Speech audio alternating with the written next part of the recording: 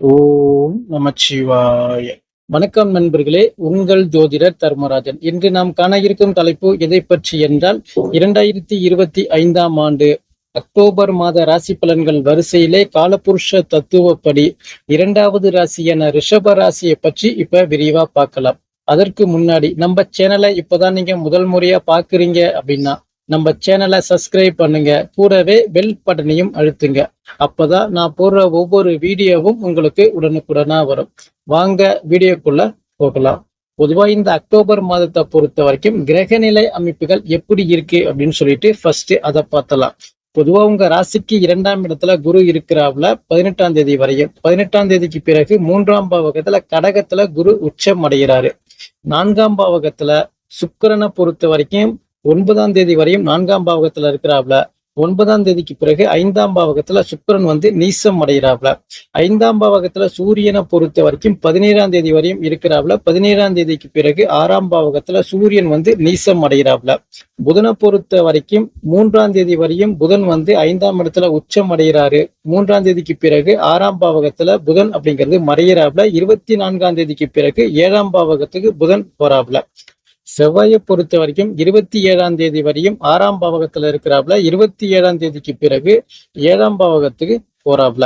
4ஆம் பாவகத்துல கேது, 10ஆம் பாவகத்துல ராகு, லாபஸ்தானத்துல சனீஸ்வரர் வக்ரம் அடைஞ்சு இருக்கிறாப்ல. இதுதான் இந்த மாதத்திற்கான கிரக நிலை அமைப்புகள்.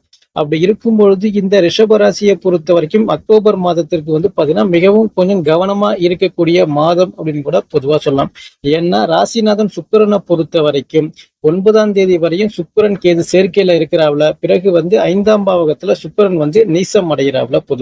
பொதுவா இந்த மாதிரியான கிரகநிலை அமைப்புகள் இருக்கும் பொழுது உங்களுடைய சுய ஜாதகத்துல சுக்கிரன் கேது சேர்க்கை இருந்துச்சுன்னா ரொம்ப கவனமா இருங்க.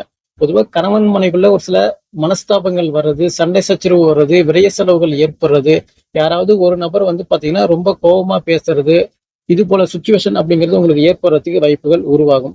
உடல் சார்ந்த பிரச்சனைகள் வர்றது, ஒரு தெளிவான முடிவு உங்களால இந்த மாதத்துல உங்களால எடுக்க முடியாது. ஒரு விஷயம் செய்யலாமா செய்ய வேண்டாமா, அங்க போகலாமா போக வேண்டாமா அப்படிங்கிற மாதிரி இரட்டை குணம் அப்படிங்கிற மாதிரி அமைப்பை உங்களுக்கு ஏற்படுத்தி கொடுக்கும்.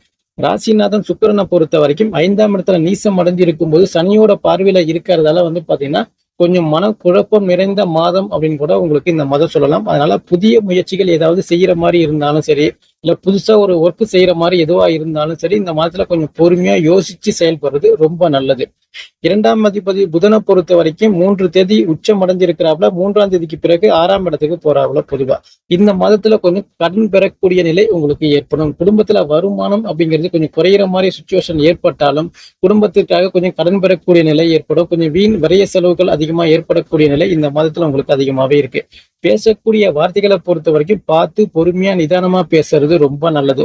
குடும்பத்துல பேசக்கூடிய விஷயமா இருந்தாலும் சரி, இல்ல வேலை செய்யற இடத்துல ஏதாச்சும் பேசக்கூடிய நிலை ஏற்பட்டாலும் சரி, அடுத்தவங்களுக்கு ஐடியா கொடுக்கறது, அடுத்தவங்க விஷயத்துல தலையிடுறது, இது போல விஷயத்துல ரொம்ப கவனமா டீல் பண்றது ரொம்ப நல்லது. கொடுத்தல் வாங்கல் விஷயத்துல ரொம்ப கவனமா இருந்தாவே ரொம்ப போதும்.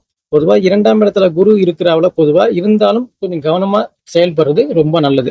4ஆம் இடத்துல கேது இருக்கிறாவில, சுகபோக வாழ்க்கையில அப்பப்போ கொஞ்சம் பாதிப்பை ஏற்படுத்திட்டு தான் இருப்பாரு. 4ஆம் அதிபதி சூரியனை பொறுத்த வரைக்கும் 17ஆம் தேதி வரையும் 5ஆம் இடத்துல இருக்கிறாப்ல. பிறகு 6ஆம் இடத்துல நீசம் அடைகிறாப்ல. ஆரம்ப தேதியில ஒரு 17ஆம் தேதி வரையும் உங்களுக்கு சுகபோக வாழ்க்கை சிறப்பான முறையில இருக்கும். ஓரளவுக்கு நீங்க மேட்ச் பண்ணி கொண்டுட்டு போயிடுவீங்க. ஆனா 17ஆம் தேதிக்கு பிறகு பாத்தீங்கன்னா சூரியனை பொறுத்த வரைக்கும் நீசம் அடைஞ்சு இருக்கிறதால சுகபோக வாழ்க்கையில அப்பப்ப பாதிப்பு ஏற்படுத்தக்கூடிய நிலை அப்படிங்கிறது ஏற்படும். அதே போன்று தாயாருக்கு வீண் விரய செலவு ஏற்படுத்துறது, மருத்துவ செலவுகள் ஏற்படுத்துறது, வீட்டுல வண்டி வாகனங்கள் பழுது ஏற்படக்கூடிய நிலை உங்களுக்கு ஏற்படும். இந்த மாதத்துடைய 17ஆம் தேதிக்கு பிறகு தந்தை மூலமான ஒரு சில மனஸ்தாபங்கள் வர்றது, தந்தை வர்க்கத்துல ஒரு சில பகை வரக்கூடிய நிலையும் ஏற்படும். பூர்வீக சொத்து, பூர்வீக இடம், பூர்வீக சம்பந்தமான விஷயத்துல பகை ஏற்படுறதோ, இல்ல தந்தையாருக்கு பாத்தீங்கன்னா வீண் மருத்துவ செலவுகள் ஏற்படுத்தக்கூடிய நிலையும் ஏற்படும். தந்தைக்கு உங்களுக்கும் பாத்தீங்கன்னா ஒரு சில முரண்பாடான விஷயங்கள் ஏற்படக்கூடிய நிலையும் ஏற்படும். அதாவது பொதுவா இந்த மாதத்தை பொறுத்த வரைக்கும் 4ஆம் அதிபதி சூரியனை பொறுத்த வரைக்கும் சனியோட பார்வையில இருக்கிறாப்ல. பிறகு 6ஆம் இடத்துல நீசம் அடைஞ்சு இருக்கிறதால தந்தை வரைக்கும் தந்தை மூலமான அனுகூலங்கள் இதுல விஷயத்துல கவனமா இருக்கிறது ரொம்ப நல்லது. படிக்கக்கூடிய மாணவர்களை பொறுத்த வரைக்கும் இந்த மாதத்துல பாத்தீங்கன்னா படிப்புல ஒரு சில தடங்கள் தாமதம் ஏற்படுத்தக்கூடிய நிலையும் உங்களுக்கு ஏற்படும். 5ஆம் அதிபதி புதனை பொறுத்த வரைக்கும் 5, 6, 7 இந்த 3 இடத்துல இருக்கிறதால பாத்தீங்கன்னா பொதுவா 6ஆம் இடத்துல புதன் மறைந்து இருந்தாலும் அங்க குருவுடைய பார்வையில இருக்கிறதால பூர்வ புண்ணியஸ்தானாதிபதி அப்படிங்கிறது வந்து பாத்தீங்கன்னா கொஞ்சம் வலுவா இருக்கும். இந்த மாதத்துல குழந்தைகளுக்கு செலவு பண்ணக்கூடிய நிலை ஏற்படுறது. குழந்தை இல்லாத நபர்களுக்கு குழந்தை கருத்தரிக்கக்கூடிய நிலையும் உங்களுக்கு ஏற்படும். இந்த மாதத்துல காதல் வெற்றி பெறக்கூடிய நிலையும் ஏற்படும். காதலித்தவரையே கரம் பிடிக்கக்கூடிய சூழ்நிலையோ இல்லைன்னா இரு வீட்டார் சம்மதத்தோடு ஒரு சிறப்பான ஒரு மகிழ்ச்சியான ஒரு பேச்சுவார்த்தை சுமூகமா முடியக்கூடிய நிலையும் உங்களுக்கு ஏற்படும். அதே போல இந்த மாதத்துல வந்து பாத்தீங்கன்னா பூர்வீக சொத்து சம்பந்தமான விஷயங்கள் ஏதாவது உங்களுக்கு வர வேண்டியதா இருந்துச்சு அப்படின்னா அது உங்களை தேடி வரக்கூடிய நிலையும் உங்களுக்கு சிறப்பான முறையில இருக்கு. 6ஆம் அதிபதி சுக்கிரனை பொறுத்த வரைக்கும் 4, 5ஆம் இடத்துல இருக்கிறதால இந்த மாதத்துல பெருசா வம்பு, வழக்கு, பகை, நோய் நொடி, கடன் இது போல விஷயங்கள் வர்றதுக்கு வாய்ப்புகள் இல்லை. அப்படியே கடன் வந்தால் கூட சுப கடனா வர்றதுக்கு வாய்ப்புகள் உருவாகும். ஒரு இடத்துல இந்த மாதத்துல நீங்க கடன் கேட்டீங்க அப்படின்னா ஒரு முறைக்கு பல முறை அலைஞ்சு திரிஞ்சு கடன் பெறக்கூடிய நிலை அப்படிங்கிறது ஏற்படும். அதனால ஒரு சில அனுபவங்கள் ஏற்படக்கூடிய நிலை உங்களுக்கு இருக்கு. பொதுவா 6ஆம் அதிபதியை பொறுத்த வரைக்கும் நீசம் அடைஞ்சு இருந்தாவே வந்து பாத்தீங்கன்னா நெகட்டிவ் விஷயங்கள் பெருசா உங்களுக்கு இருக்காது. ஆனா வேலையில பிரச்சனை, வேலை செய்யற இடத்துல பிரச்சனை, மேலதிகாரி தொல்லை, சக ஊழியர்களோட ஒரு சில வாக்குவாதங்கள் அப்படிங்கிறது ஏற்படுறதுக்கு இந்த மாதத்துல அதிகமான வாய்ப்பு இருக்கிறதால அதனால வேலை செய்யற இடத்தை பொறுத்த வரைக்கும் ஒரு சில விஷயங்கள் விட்டு கொடுத்து அட்ஜஸ்ட்மெண்ட் பண்ணி போறது ரொம்ப நல்லது. 7ஆம் அதிபதி செவ்வாயை பொறுத்த வரைக்கும் 6ஆம் இடத்துல இருக்கிறாப்ல, அதாவது 27ஆம் தேதி வரையும் பொதுவா கணவன் மனைவில அப்பப்போ ஒரு சில மனஸ்தாபங்கள் அப்படிங்கிறது ஏற்படும். வாழ்க்கை துணைவியால ஒரு சில விரயங்கள் ஏற்படக்கூடிய நிலை ஏற்படும். அதே போல திருமணத்திற்கு நீங்க வரன் பார்த்துட்டு இருக்கீங்க அப்படின்னா இந்த மாதத்துல வந்து பாத்தீங்கன்னா சுமூகமா முடியறதுக்கு வாய்ப்புகள் இல்லை அப்படின்னு பொதுவா சொல்லலாம். அது இழுபறியில கொண்டு செல்லக்கூடிய நிலையும் ஏற்படும். ஏன்னா சுக்கிரனை பொறுத்த வரைக்கும் கேது கூட பிடியில இருக்கிறாவில, பிறகு வந்து பாத்தீங்கன்னா நீசம் அடைஞ்சு இருக்கிறாவில. பொதுவா 6ஆம் அதிபதி 5ஆம் அதிபதி ரெண்டும் பரிவர்த்தனை யோகத்துல இருந்தாலும் இந்த மாதத்தை பொறுத்த வரைக்கும் அந்த திருமணம் சார்ந்த விஷயங்கள் கை கொடுக்கறதுக்கு வாய்ப்புகள் இல்லை அப்படின்னு தான் பொதுவா சொல்லலாம். குருவை பொறுத்த வரைக்கும் வந்து பாத்தீங்கன்னா உங்களுக்கு 5வது பார்வையா 7ஆம் இடத்தை பாக்குறாரு. 7ஆம் இடத்தை குரு பார்த்தாரு அப்படின்னா வந்து பாத்தீங்கன்னா திருமணம் சார்ந்த விஷயங்கள் சிறப்பான முறையில ஏற்பட்டாலும் குரு உங்களுக்கு வந்து பாத்தீங்கன்னா திருமணம் சார்ந்த விஷயத்துல வெற்றி பெற செய்தாலும் அங்க சுக்கிரன் அப்படிங்கிறது தடங்கள் தாமதத்தை ஏற்படுத்திடுவாரு அப்படிங்கிறது தான் உண்மை. 8ஆம் அதிபதி குருவை பொறுத்த வரைக்கும் 2ஆம் இடத்துல இருக்கிறாவில, 18ஆம் தேதிக்கு பிறகு 3ஆம் இடத்துல உச்சம் அடைகிறாவில. பொதுவா இடமாற்றங்கள் இது போல விஷயங்கள் நடக்கிறதுக்கு வாய்ப்புகள் உருவாகும். 8ஆம் அதிபதி உச்சம் அடைஞ்சிருந்தாவே வெளிநாடு செல்ல முயற்சி பண்ணீங்கன்னா தாராளமா வெளிநாடு செல்லலாம். இல்ல வெளியூர் சென்று வேலைக்கு நான் ட்ரை பண்றேன்னா தாராளமா முயற்சி பண்ணுங்க. இல்ல வெளி ஸ்டேட்டு போறதுக்கு முயற்சி பண்ணணும், தாராளமா முயற்சி பண்ணலாம். அதாவது இடமாற்றங்கள் ஏற்படும். அது வீடு மாற்றமாக இருந்தாலும் சரி, இல்ல வேலை மாற்றமாக இருந்தாலும் சரி, ஒரு சில மாற்றங்கள் உங்களுக்கு ஏற்படும். அதே போல இந்த ஷேர் மார்க்கெட்ல இன்வெஸ்ட் பண்றது, வட்டி பிசினஸ் பண்றது, ஆன்லைன் கேம் விளையாடுறது இது போல விஷயத்துல வந்து பாத்தீங்கன்னா அதிகப்படியான ஒரு சில உங்களுக்கு ஆர்வங்கள் இந்த மாதத்துல ஏற்படும். உங்களுடைய சுய ஜாதகத்துல யோகாதிபதி தசா புத்தி நடக்குது அப்படின்னால் மட்டும்தான் இந்த மாதத்துல இந்த ஷேர் மார்க்கெட்ல இன்வெஸ்ட் பண்றது, வட்டி பிசினஸ் பண்றது, ஆன்லைன் கேம் விளையாடுறது இது போல விஷயத்துல நீங்க முயற்சி பண்ணலாம். இல்ல அப்படின்னா உங்களுடைய சுய ஜாதகத்துல தற்போது வந்து பாத்தீங்கன்னா யோகாதிபதி தசா புத்தி இல்லைன்னா அது இந்த பக்கம் நீங்க போகாமல் இருக்கிறது ரொம்ப நல்லது.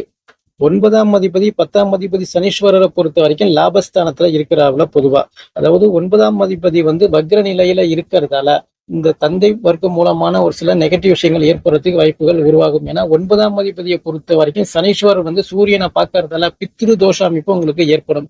பித்ரு தோஷம் இருந்தாவே வந்து பாத்தீங்கன்னா முயற்சி எவ்வளவு பண்ணாலும் அது வந்து பாத்தீங்கன்னா நம்ம அதே இடத்துல இருக்கிற மாதிரியான ஒரு உணர்வு நிலை உங்களுக்கு ஏற்பட்டுட்டு தான் இருக்கும். வெற்றி அப்படிங்கிறது கிடைக்கிறது அப்படிங்கிறது வந்து பாத்தீங்கன்னா பல போராட்டங்கள் செய்த பிறகுதான் உங்களுக்கு வெற்றி கிடைக்கக்கூடிய நிலை உங்களுக்கு ஏற்படும். அதாவது கல்லூரி படிப்பு மாணவர்களை பொறுத்த வரைக்கும் இந்த மாதத்துல நீங்க உண்டு படிப்பு உண்டு அப்படின்னு இருக்கிறது ரொம்ப நல்லது. தேவையில்லாத நபர்கள்ட்ட பேசுறது, பழகிறது இது போல விஷயங்கள் வேண்டாம். மாற்றுப்பாலினத்தவரின் பழகாமல் இருக்கிறது, பேசாமல் இருக்கிறது இந்த மாதத்துல ரொம்ப நல்லது. அப்படி இருந்துச்சுன்னா ஒரு சில அசிங்கம் அவமானங்கள் ஏற்படக்கூடிய நிலை உங்களுக்கு ஏற்படும். கை கட்டி பதில் சொல்லக்கூடிய நிலையும் உங்களுக்கு ஏற்படும். தொழில் செய்யக்கூடிய நபர்களை பொறுத்த வரைக்கும் இந்த மாதத்துல தொழில் வளர்ச்சி உங்களுக்கு சிறப்பான முறையில இருக்கு. எந்த பிரச்சனையுமே இல்லை. நல்ல வருமானங்கள் அப்படிங்கிறது உங்களுக்கு ஏற்படும். 10ஆம் இடத்துல ராகு இருக்கிறதால தொழில் செய்யக்கூடிய நபர்களை பொறுத்த வரைக்கும் ஏற்றமான அமைப்பு உங்களுக்கு சிறப்பான முறையில இருக்கு. அதே போல ஒரு சில இடத்துல நான் வேலை பார்த்துட்டு இருக்கிறேன் அப்படின்னு சொல்றவங்களை பொறுத்த வரைக்கும் நீங்க உண்டு உங்க வேலை உண்டு அப்படின்னு இருந்தா ரொம்ப நல்லது. மேல் அதிகாரிக்கு ஐடியா கொடுக்கறதா இருக்கட்டும், சக ஊழியர்களுடைய குடும்பத்திற்கு அட்வைஸ் பண்றது இது போல விஷயங்கள் உங்களுக்கு வேண்டாம். இந்த மதத்தை பொறுத்த வரைக்கும் பேசி பிழைக்கக்கூடிய தொழில் பண்ணக்கூடிய நபர்களாக இருந்தாலும் சரி, இல்ல அங்க வேலை பார்க்கக்கூடிய நபர்களாக இருந்தாலும் சரி, அதாவது ஆசிரியர் பணி, அட்வொகேட் பணி, கணினி சம்பந்தமான துறையில நான் வேலை பார்த்துட்டு இருக்கேன், ஆடிட்டரா பணி புரிந்துட்டு இருக்கேன், மார்க்கெட்டிங் பிசினஸ் பண்ணிட்டு இருக்கிறேன், பேச்சு மூலமான நல்ல வருமானங்கள் ஈட்டிட்டு இருக்கு அப்படின்னு சொல்றவங்களை பொறுத்த வரைக்கும் உங்களுக்கு சிறப்பான வளர்ச்சி, நல்ல வருமானங்கள் அப்படிங்கிறது இந்த மாதத்துல உங்களுக்கு இருக்கு. அதே போல கனரக வாகனங்களை இயக்கக்கூடிய நபர்களாக இருந்தாலும் சரி, இல்ல உற்பத்தி பண்ணக்கூடிய தொழில் செய்யக்கூடிய நபர்களாக இருந்தாலும் சரி, இல்லைன்னா 2 சக்கர வாகனமோ அல்லது 4 சக்கர வாகனமோ மெக்கானிக் தொழில் பண்ணக்கூடிய நபர்களாக இருந்தாலும் சரி, இல்ல அங்க வேலை செய்யக்கூடிய நபர்களாக இருந்தாலும் சரி, இந்த மாதத்தை பொறுத்த வரைக்கும் உங்களுக்கு வரவுக்கும் செலவுக்கும் சரிசமமா இருக்கும் அப்படின்னு கூட பொதுவா சொல்லலாம். இந்த மாதத்துல நீங்க கடன் பெறக்கூடிய நிலை உங்களுக்கு ஏற்படும்.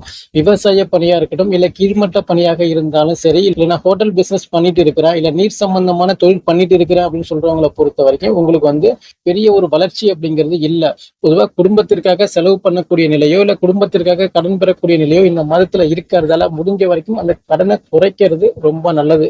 11ஆம் அதிபதி குருவை பொறுத்த வரைக்கும் 2, 3ஆம் இடத்துல உச்சமடைஞ்சு இருக்கிறதால நல்ல லாபங்கள் அப்படிங்கிறது ஏற்படும். குரு 3ஆம் இடத்துல உச்சமடைஞ்சு 11ஆம் இடத்தை பார்க்கறதால நல்ல வளர்ச்சி, நல்ல லாபங்கள் இது போல விஷயங்கள் ஏற்படுறதுக்கு வாய்ப்புகள் உங்களுக்கு ஏற்படும். பொதுவா 2வது திருமணம் சார்ந்த விஷயங்கள் முயற்சி பண்ணக்கூடிய நபர்களை பொறுத்த வரைக்கும் 2வது திருமணம் அப்படிங்கிறது உங்களுக்கு வெற்றி பெறறதுக்கு நிறைய வாய்ப்புகள் உருவாகும். திருமணம் சார்ந்த விஷயங்கள் சிறப்பான முறையில பேச்சுவார்த்தை உங்களுக்கு சிறப்பான முறையில இருக்கு.